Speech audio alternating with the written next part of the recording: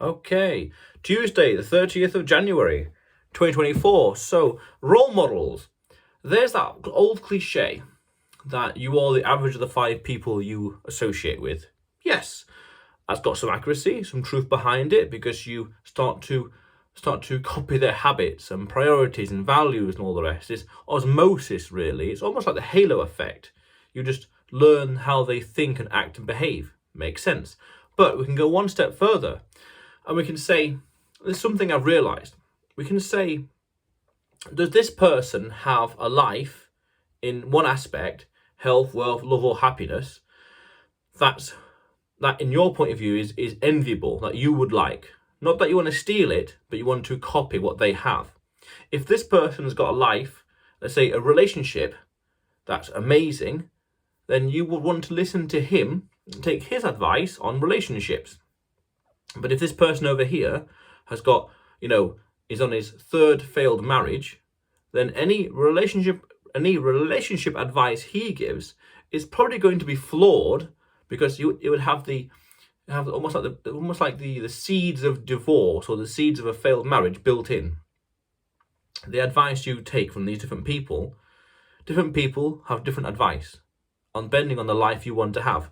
So I want that kind of relationship, so listen to him. But any relationship advice from this one, basically ignore, or maybe even do the opposite.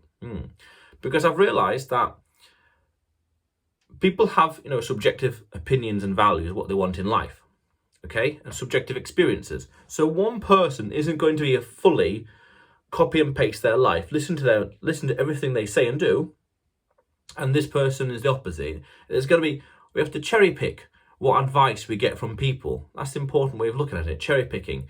I like his advice on relationships, but on money, I don't like.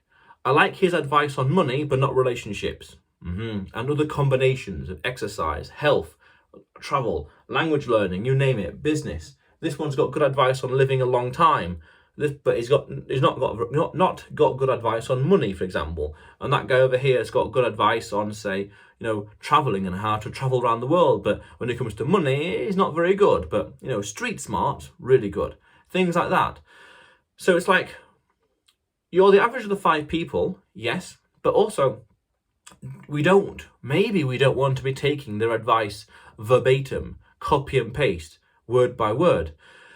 Because if they have a kind of life that ultimately is not enviable, you don't want that, then any advice they give would have as I said earlier, would have the predisposition, the seeds that could or would lead to that outcome. So that's one thing I've realised, because I have a friend and we talk a lot about, dating and all the rest, and we strategize and we plan and we share notes. And I'm looking at my notes. Well, we're talking about my notes and listening to what his conclusion, his notes. And I'm thinking, all this information is very good, but then I'm looking at other people that I know, and I'm quite confident they are not taking in this information, and yet they have more success in relationships. So I'm thinking, okay, so maybe there's something wrong with the methodology, the ideas. I'm thinking, okay, maybe it's the person, maybe me or the friend. So there's something flawed, maybe. Okay, we're looking at the scientific model. If we want X result, we need to think on how to get to it. Okay, so maybe there's something we're overlooking. Then I'm thinking, I started to realise that, hang on a minute, we have different end goals. We have different objectives, different opinions, different priorities and plans. And it's that end goal which is affecting how we are thinking, how we are processing this information. Okay? So that means then, any advice that this person would give would be slanted, have the predisposition, would have the seeds towards achieving that goal, which is his, as opposed to what I want over here. So then we have to be more rational and say, right, cherry pick. I like this advice, but I'm not so sure about this. I like that advice, but I'm not so sure about that. And then also cross-reference that advice and opinions with other people that I know who have got, say, successful relationships.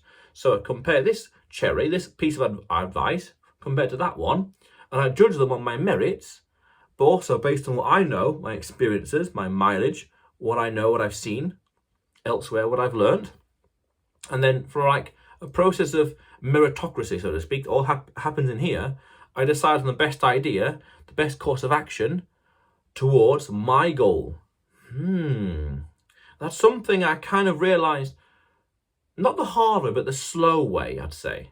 Slow way by associating and socialising and thinking and strategising and being critically assessing like what I'm seeing, what I'm doing, thinking there's a slight mismatch here.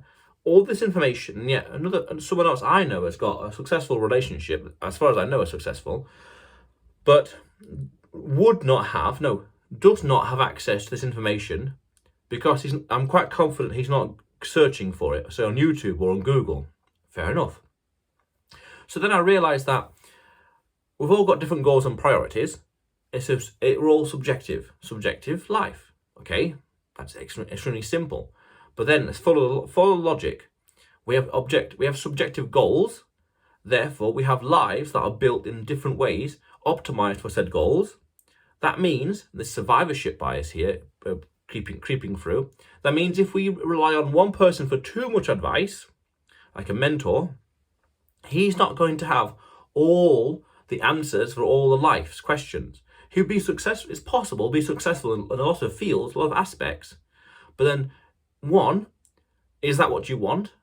And two, is it as high as what someone else would have in the same aspect? So if these two people have got good relationships, again, in their lives, with marriages, I'm going to listen to the one who's got a better relationship a little bit more than the one who's got, say, a good relationship or an okay relationship.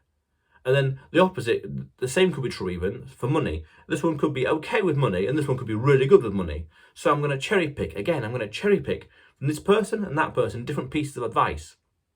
It's a whole patchwork of advice taking from different role models, as opposed to listening to one person just verbatim and just taking everything they say for granted as gospel truth. Because his idea, and this is survivorship bias creeping through again, his experiences, his plans, his priorities, his values, his knowledge, everything would have been geared towards what his goals are, his lifestyle, his plans, his priorities. And if his goals are not fully, say, compatible or fully overlapping, as say mine, then that means that if I follow his results and his advice, then what I'm going to get, I'm having a predisposition to get his end result, not necessarily my end result. What I want, what we all want. So we have to be careful then with who we associate with mentors, with role models, because the chances are their lives, their goals are not going to be exactly the same as ours. Now, you could say it's close enough, it's the critical mass, it's sufficient, it's good enough, that's fine. But then there's going to be other aspects of life which are missing out that we're not learning on. So if we learn a lot about socializing and relationships, but we're not learning enough about, say, money or income, then that part of life is going to suffer.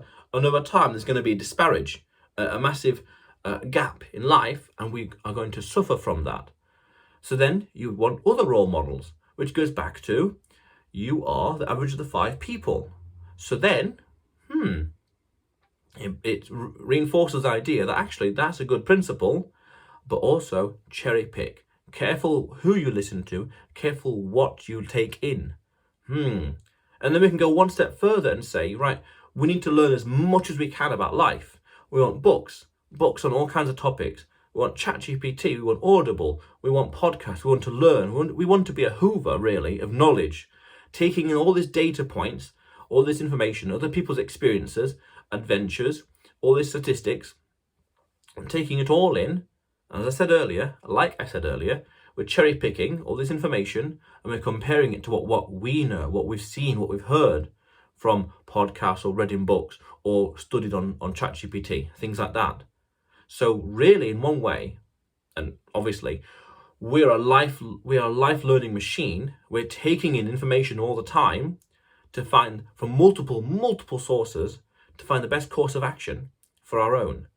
And it's a mistake, I say that rather firmly, to only and overly rely on one source because it has the predisposition for something else that not necessarily, like I said earlier, would have our not best intentions, but not be best suited for us. Again, survivorship bias. The predisposition to something else.